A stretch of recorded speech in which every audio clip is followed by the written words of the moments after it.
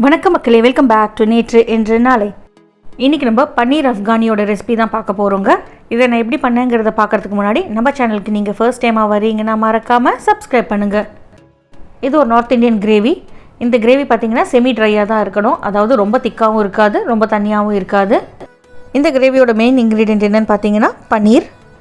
ரொம்பவே எம்மியாக இருக்கிற இந்த கிரேவியை நம்ம பண்ண ஸ்டார்ட் பண்ணிடலாம். இதோட ஃபர்ஸ்ட் ஸ்டெப் என்னென்னு பார்த்தீங்கன்னா நம்ம பன்னீரை மேரினேட் பண்ணணும். இது பண்ணுறதுக்கு மொத்தமாக நம்மளுக்கு 5 ஸ்டெப்ஸ் தான் இருக்குது. 200 கிராம் பன்னீரை நல்லா நீளமாக கட் பண்ணி வச்சுக்கோங்க. அதாவது குட்டி குட்டி ரெக்டாங்கிள்ஸ் மாதிரி. பன்னீருக்கு மேலே ஒரு 2 டீஸ்பூன் எண்ணெய் சேர்த்துக்கலாம். எண்ணெய் சேர்க்கறதுனால நம்மளுக்கு மேரினேஷன் நல்லா ஒட்டும். பன்னீருக்கு தேவையான அளவுக்கு உப்பு தூவிக்கலாம். இது கூடவே நான் 1 டீஸ்பூன் அளவுக்கு இஞ்சி பூண்டு விழுது சேர்த்துக்கிறேன். ஒரு 1/4 டீஸ்பூன் அளவுக்கு கருப்பு மிளகு தூள் சேர்த்துக்கலாம். இதெல்லாம் பன்னீரில் கோட்டாகிறதுக்கு நம்ம லைட்டாக பன்னீரை மிக்ஸ் பண்ணி விட்டுக்கலாம். பன்னீர் சீக்கிரமாகவே உடஞ்சிரும், அதனால் ரொம்ப ஜென்டிலாக நீங்கள் மிக்ஸ் பண்ணணும். நீங்கள் ரோஸ்ட் பண்ணதுக்கப்புறம் பன்னீர் எப்படி வேணாலும் ஹேண்டில் பண்ணிக்கலாம், உடையாது. ஆனால் ரா பன்னீர் ரொம்பவே சாஃப்டாக இருக்கும். மேலே கொஞ்சமாக கொத்தமல்லி இலைகளை தூவி விட்டுட்டு நீங்கள் கலந்து விட்டுருங்க. அவ்வளோதாங்க, ரொம்ப சிம்பிளான பன்னீர் மேரினேஷன் தான். ஜென்டிலாக ஒரு 2 டாஸ் பண்ணிங்கன்னா உங்களுக்கு அழகாக ஸ்ப்ரெட் ஆகிடும். இது அப்படியே ஒரு ஓரமாக 15 நிமிஷத்துக்கு விட்டுருங்க. 15 நிமிஷத்துலேயே உங்களுக்கு மேரினேஷன் உள்ளே இறங்கிடும். அடுத்ததாக நம்ம இந்த பன்னீரை டோஸ்ட் பண்ணி எடுத்துக்க போகிறோம். ரா பன்னீரை நீங்கள் கிரேவிக்குள்ளே போட்டிங்கன்னா அது கரைஞ்சிரும். ஆனால் இந்த மாதிரி டோஸ்ட் பண்ணி போட்டிங்கன்னா அது அப்படியே உங்களுக்கு ஸ்டிஃபாக நிற்கும். ரோஸ்ட் பண்ணுறதுக்கு ஒரு வைட் கடாய் எடுத்துக்கோங்க. அதில் 1-2 டேபிள் ஸ்பூன் எண்ணெய் சேர்த்துட்டு எண்ணெய் சூடானதுக்கப்புறமா ஃப்ளேமை லோ பண்ணிவிட்டு பன்னீர் பீசஸை அழகாக அரேஞ்ச் பண்ணிக்கலாம். ரொம்ப கச்சக்கச்சன்னு இல்லாமல் நீங்கள் நீட்டாக அரேஞ்ச் பண்ணிங்கன்னா எல்லா பன்னீருமே உங்களுக்கு அழகாக குக் ஆகும்.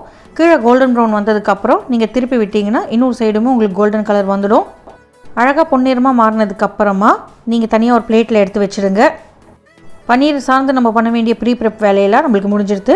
அடுத்ததாக நம்ம கிரேவி பேஸ் ரெடி பண்ணிடலாம். ஸோ 5 ஸ்டெப் சொல்லியிருந்தேன் இல்லையா, இதுதான் 3வது ஸ்டெப். பன்னீரை டோஸ்ட் பண்ணிவிட்டு பாக்கி இருக்கிற எண்ணெயிலேயே நம்ம ஒரு முழு பூண்டை தோலை உரிச்சிட்டு சேர்த்துக்கலாம். இது கூடவே நான் கொஞ்சமாக இஞ்சி சேர்த்துக்கிறேன். காரத்துக்கு பார்த்தீங்கன்னா நான் 2 பச்சை மிளகாய் சேர்த்துக்கிறேன். இந்த கிரேவி பார்த்திங்கன்னா உங்களுக்கு லைட் க்ரீன் கலரில் தான் இருக்கும், அதனால தான் நம்ம பச்சை மிளகாய் சேர்த்துக்கிறோம். இதெல்லாம் நல்லா வதங்கட்டும். வதங்கினதுக்கப்புறமா 3 வெங்காயத்தை நீளமாக ஸ்லைஸ் பண்ணி சேர்த்துக்கலாம். இந்த ரெசிபிக்கு நம்மளுக்கு தக்காளி தேவைப்படாது, அதனால தான் நம்ம வெங்காயம் ஜாஸ்தியாக சேர்த்துருக்கோம். வெங்காயத்தை நல்லா குக் பண்ணிக்கலாம். வெங்காயம் கலர் மாறக்கூடாது, ஆனால் டிரான்ஸ்பரண்ட்டாக மாறணும். அது வரைக்கும் நீங்கள் குக் பண்ணிக்கணும். வெங்காயம் சீக்கிரம் குக் ஆகிறதுக்கு தேவையான அளவுக்கு கொஞ்சமாக உப்பு சேர்த்துக்கலாம். வெங்காயம் வதங்கினதுக்கப்புறமா ஒரு கைப்பிடி அளவுக்கு நல்லா டைட்டாக பேக் பண்ண கொத்தமல்லி இலைகளை சேர்த்துக்கணும். கொத்தமல்லி இலைகளை கொஞ்சம் கூட சேர்க்கறதுனால தப்பு எதுவும் கிடையாதுங்க, இன்னும் நல்லா டேஸ்டியாக தான் இருக்கும்.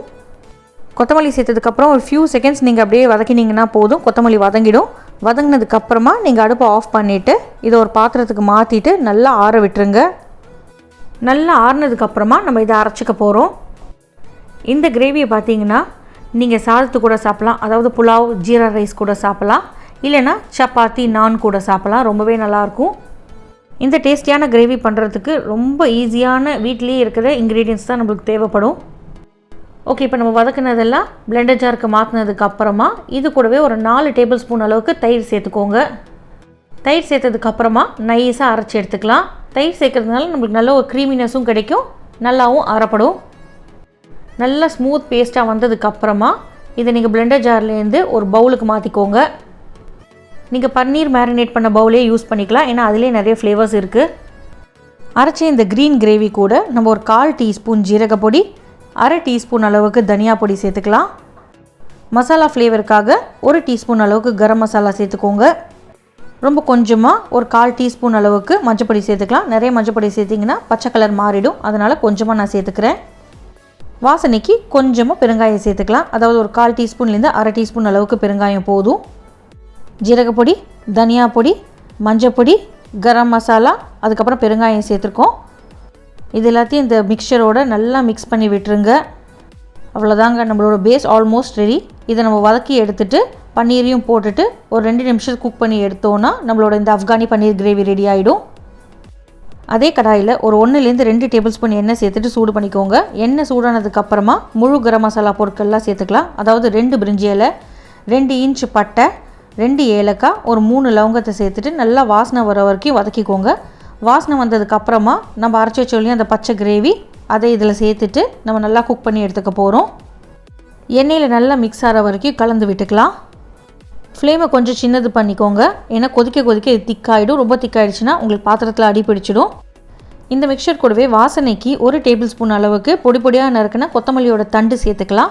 கொத்தமல்லியோட தண்டு பார்த்திங்கன்னா நல்லா ஃப்ளேவர் கொடுக்கும்.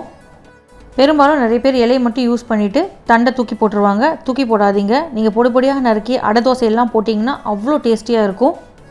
இல்லைனா கட்டி நீங்கள் சாம்பாரில் கூட சேர்க்கலாம். இப்போ இது நல்லா திக்காகி உங்களுக்கு என்ன சைடில் எல்லாம் பிரிஞ்சு வரும் இல்லையா, அந்த ஸ்டேஜில் நம்ம ரோஸ்ட் பண்ணி வச்சுருக்கிற பன்னீரை சேர்த்துக்கலாம். பன்னீர் பீசஸாக சேர்த்ததுக்கப்புறமா நல்லா கலந்து விட்டுருங்க.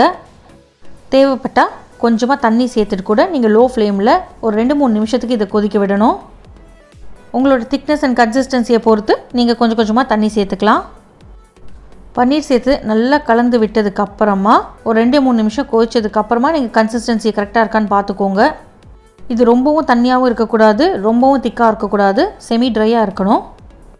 கடைசியாக அந்த ஃப்ளேவருக்கு 1 டீஸ்பூன் அளவு கசூரி மேத்தியை உங்கள் கையில் சேர்த்துட்டு நல்லா கசக்கிட்டு நம்மளோட கிரேவியில் சேர்த்துருங்க. கசூரி மேத்தி சேர்த்ததுக்கப்புறமே உங்களுக்கு நல்ல ஒரு வாசனை வரும். எனக்கு கசூரி மேத்தியோட ஃப்ளேவர் ரொம்ப பிடிக்கும். உங்களுக்கு பிடிக்குமான்னு கமெண்ட்ஸில் சொல்லுங்கள். கடைசியாக ஒரு தடவை கலந்து விட்டுட்டு மேலே கொத்தமல்லி இலைகளை தூவி விட்டுட்டா நம்மளோட கிரேவி ரெடி ஆகிடும். இந்த ஆப்கானி பன்னீர் எப்படி இருக்குன்னு நீங்களும் ட்ரை பண்ணி பார்த்துட்டு எனக்கு சொல்லுங்கள். சூடாக இந்த கிரேவியை சப்பாத்தி, நான், ஜீரா ரைஸ் கூடலாம் சாப்பிடும்போது அவ்வளோ நல்லாயிருக்கும். ஆற ஆற உங்களுக்கு இது ரொம்ப திக்காயிட்டே போகும். இந்த வீடியோ உங்களுக்கு பிடிச்சிருக்குன்னு நினைக்கிறேன். நம்ம சேனலில் நிறைய பன்னீர் ரெசிபிஸ் இருக்குது. அதோட லிங்க்ஸையும் நான் டிஸ்கிரிப்ஷனில் கொடுக்குறேன். டைம் இருந்தால் அதையுமே செக் பண்ணி பாருங்கள். இந்த ஆப்கான் பன்னீர் ஆப்கானி ரெசிபி பார்த்திங்கன்னா ரொம்பவே டேஸ்டியாக இருந்தது. இந்த வீடியோ உங்களுக்கு பிடிச்சிருக்குன்னு நினைக்கிறேன். நம்ம சேனலுக்கு நீங்கள் ஃபர்ஸ்ட் டைமாக வரீங்கன்னா லைக் பண்ணுங்கள், ஷேர் பண்ணுங்கள், மறக்காமல் சப்ஸ்கிரைப் பண்ணுங்கள். இன்னும் ஒரு நல்ல வீடியோவோட உங்களை நான் நாளைக்கு சந்திக்கிறேன். Until then, take care, bye bye, thanks for watching, happy weekend.